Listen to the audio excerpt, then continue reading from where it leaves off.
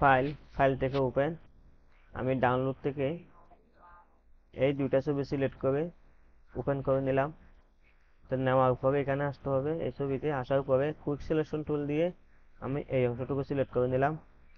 Alt আর ধরে এটা আমি মাইনাস করে দেব, দেওয়ার পরে কন্ট্রোল জে দিয়ে একটা ডুপ্লিকেট করে দেব।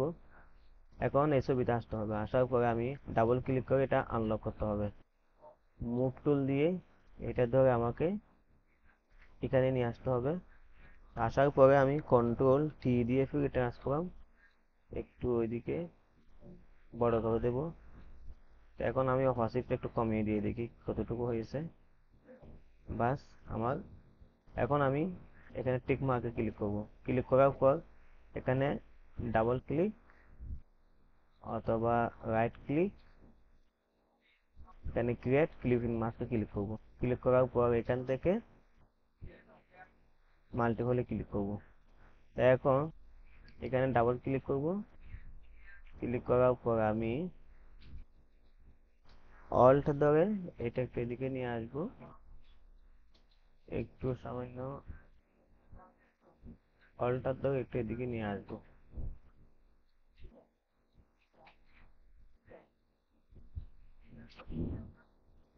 তাহলে ওকে ক্লিক করব।